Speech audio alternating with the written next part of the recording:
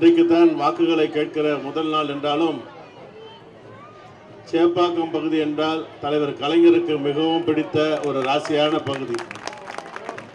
தலைவர் கலைஞர் இருந்து எங்கிருந்து துவக்குவாரோ அதே இடத்திலிருந்து தான் இன்றைக்கு நம்முடைய தயாநிதி மாறன் அவர்கள் வாக்குகளை கேட்கிற அந்த பணியை ஆரம்பித்திருக்கிறார்கள்.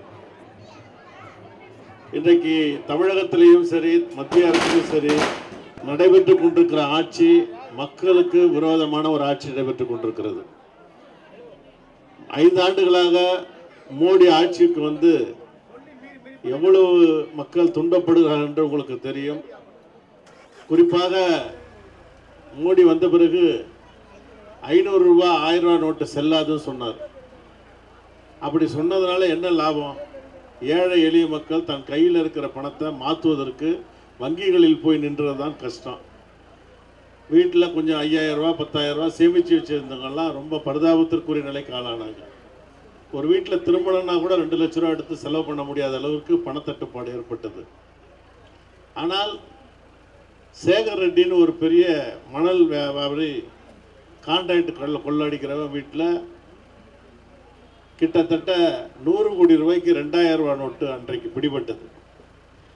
2000 ரூபா புதிய நோட்டு வங்கிக்கு போனால் நமக்கு வேலை கொடுப்பாங்க, வாரத்துக்கு 4000 ரூபா தான். இப்போ நான் இங்கே எம்எல்ஏவாக இருக்குன்னா எனக்கு 4000 ரூபா தான் வாரத்துக்கு, உங்களுக்கு 4000 ரூபா தான் வாரத்துக்கு. நம்ம பணத்தை வச்சுக்கிட்டு நமக்கு வந்து ரேஷன் கொடுத்த ஆட்சி தான் இந்த மோடி ஆட்சி. அது மாத்திரமல்ல, இந்த ஆட்சி வந்த பிறகு இந்த 5 ஆண்டுகளில் எல்லா வகையிலையும் விலைவாசி உங்களுக்கு தெரியும். வீட்டில் சிலிண்டர் விலை என்ன விலை விற்குது? காங்கிரஸ் ஆட்சியில் 350 ரூபா இருந்த சிலிண்டர் இன்றைக்கி 900 ரூபாய்க்கு மேலே வந்துருச்சு. பெட்ரோலு லிட்டரு டீசல் இன்னைக்கு வந்து அதாவது 30 ரூபாலேருந்து 50 ரூபா ஏற்றிட்டாங்க. ஜிஎஸ்டி வரி போட்டு இன்னைக்கு எந்த விதமான பொருளையும் நீங்கள் போய் வாங்கிட முடியாது. அந்த அளவுக்கு மத்திய அரசு இன்றைக்கு மிக மோசமாக ஒரு அரசாக, உலகத்திலேயே இந்தியா ஒரு வல்லரசு நாடாக மாற வேண்டும் என்று விரும்பிக் கொண்டிருந்த நிலையில் இந்த இந்தியா மோசமான நாடாக, இன்னும் சொல்ல போனால் பக்கத்தில் இருக்கிற நாடு கூட நம்மை பரிகாசிக்கிற ஒரு நாடாக மாறி இருக்கிறது என்று சொன்னால் இதனுடைய தலைமை அமைச்சராக இருக்கிற நரேந்திர மோடி தான் இதற்கு காரணம். அது மாத்திரமல்ல, அவருடைய மதவாதம், அதுவும் குறிப்பாக இந்து மதம் என்று சொல்லி தான் சாப்பிடுகிற உணவுக்கு கூட அவர்களை கேட்டுக்கொண்டு தான் சாப்பிடணும். மாட்டுக்கறி சாப்பிடுவது அவ்வளவு பெரிய குற்றம் என்று சொல்லி உத்தரப்பிரதேசம், குஜராத் போன்ற ஊர்களிலெல்லாம் பல பேர் கொல்லப்பட்டிருக்கிறார்கள். ஆகவே இன்றைக்கு இருக்கிற இந்த அரசாங்கம் இன்றைக்கு இந்துத்துவாவையும் மதவாதத்தையும் பாசிசத்தையும் உருவாக்குகிற ஆட்சி மத்தியில் நடைபெற்றுக் கொண்டிருக்கிற ஒரு ஆட்சி. இதை மாற்றுவதற்கு தான் நாடாளுமன்றத்துக்கு தேர்தல் இப்பொழுது அடுத்த மாதம் ஏப்ரல் மாதம் 18ஆம் தேதி இங்கே தேர்தல் வருகிறது. அந்த தேர்தல் மூலம் தமிழ்நாட்டில் இருக்கிற ஆட்சியை மாற்றக்கூடிய ஒரு வாய்ப்பு எல்லோருக்கும் வந்திருக்கிறது. காரணம், 18 எம்எல்ஏக்களுக்கு இன்றைக்கு இடைத்தேர்தல் நடக்கிறது. 21 இடத்துக்கு நடக்க வேண்டும், 3 இடத்துக்கு அது நடத்த முடியாதுன்றார் தேர்தல் கமிஷன். தேர்தல் கமிஷன் நடுநிலையாக இருக்கணும். ஆனால் மோடியோட அரசில் தேர்தல் கமிஷன் ஆகட்டும், நீதிமன்றமாகட்டும், சிபிஐ போலீஸாக இருக்கட்டும், அமலாக்கத்துறையாக இருக்கட்டும், வருமான வரித்துறையாக இருக்கட்டும், எல்லாமே மோடியினுடைய கட்டுப்பாட்டில் இருக்கிற ஒரு இலாக்காவாக மாறி போச்சு. 21 சட்டமன்றத்துக்கு நடத்தினா இந்த ஆட்சி 21 இடத்துல தோற்று போனால் நாளைக்கே இந்த ஆட்சியினுடைய முதலமைச்சராக நம்முடைய தலைவர் தளபதி நேரடியாக வந்துடுவார். அதனால் குறுக்கு ஏதாவது செய்யலாம் அப்படின்னு 18 இடத்துல நடத்திட்டு 3 இடத்துல நடத்தலை. ஏன் 3 இடத்துல நடத்தலைன்னு போய் நாங்கள் தேர்தல் கமிஷனை போய் டெல்லியில் போய் பார்த்து கேட்டப்போ வழக்கு நடக்குது அந்த இடத்துல, அதனால் நாங்கள் அந்த 3 கழிச்சுட்டு 18 நடத்துகிறோன்றாங்க. இதுவும் ஒரு பொருந்தாத வாதம். நீங்கள் வழக்கு நடக்குதுன்னா, குளத்தூர் தொகுதியில் நம்முடைய தலைவர் ஸ்டாலின் அவர்கள் வெற்றி பெற்றார்கள் 2011. இப்போ 2014 2வது தடவை வெற்றி பெற்றார். அந்த 11 வெற்றி வரும்போது அவர் எதிர்த்து நின்று தோற்று போனவர் சைதை துரைசாமி. அவர் ஒரு வழக்கு போட்டார், நான் தோற்றது வந்து செல்லாது, நான் வெற்றி பெற வேண்டும் என்று வழக்கு போட்டார். இன்னமும் அந்த வழக்கு நடந்து கொண்டிருக்கிறது. ஆனால் அங்கே தேர்தல் நடத்துகிறாங்க 16. சிவகங்கை என்ற நாடாளுமன்ற தொகுதியில் சிதம்பரத்தை எதிர்த்து ராஜகண்ணப்பன்னு தோற்று போனார். அவர் வழக்கு போட்டு கிட்டத்தட்ட 10 ஆண்டுகளுக்கு மேலாக நடக்குது அந்த வழக்கு.